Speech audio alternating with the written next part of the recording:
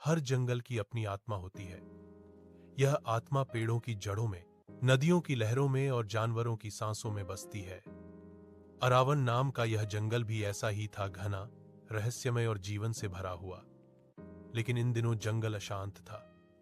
इंसानों की बस्तियां पास आती जा रही थीं, नदियां सिकुड़ रही थीं और जानवरों के बीच डर फैल रहा था।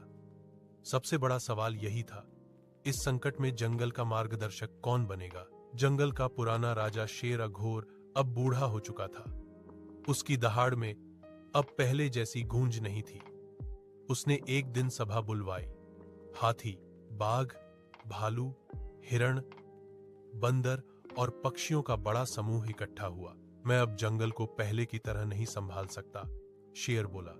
हमें ऐसा संरक्षक चाहिए जो ताकत के साथ समझ और करुणा भी रखता हो। तय हुआ कि 3 परीक्षाएं होंगी, समझ, सेवा और साहस। पहली परीक्षा थी समझ की। जंगल की नदी अचानक सूखने लगी थी। शेर ने पूछा, कौन बता सकता है कि पानी क्यों कम हो रहा है? बाघ ने कहा, क्योंकि बादल नहीं बरस रहे। भालू बोला, क्योंकि गर्मी बढ़ गई है। तभी एक छोटा सा कछुआ आगे आया। मैंने ऊपर की पहाड़ियों में देखा है, इंसानों ने नदी पर पत्थरों का रास्ता बना दिया है। पानी वहीं रुक जाता है। सब चौंक गए।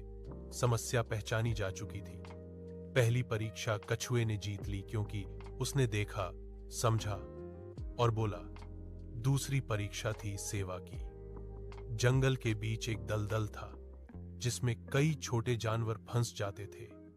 नियम था, जो बिना किसी स्वार्थ के सबसे ज्यादा जान बचाएगा वही सफल होगा। हाथी ने अपनी सूंड से कई जानवरों को बाहर निकाला। बंदर डालियों से पुल बनाने लगा। लेकिन हिरण ने सबसे अलग काम किया।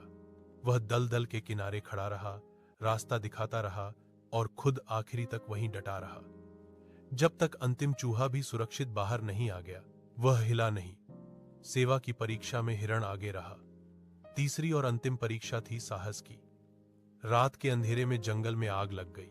तेज हवा से आग फैलने लगी। डर का माहौल था।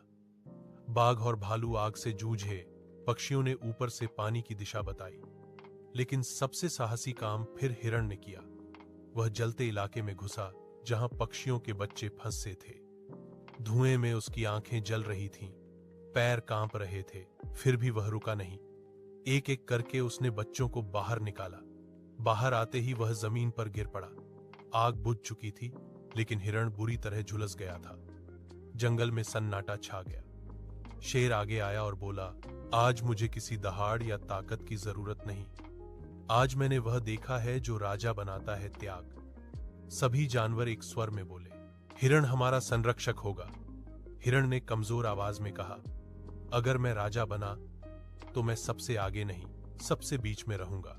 जब खतरा आएगा तो मैं पहले कदम बढ़ाऊंगा और जब सुख आएगा तो सबसे आखिरी हिस्सा लूंगा। उस दिन अरावण जंगल को राजा नहीं, एक संरक्षक मिला। और जंगल ने समझ लिया, असली शक्ति राज करने में नहीं, बल्कि रक्षा करने में होती है।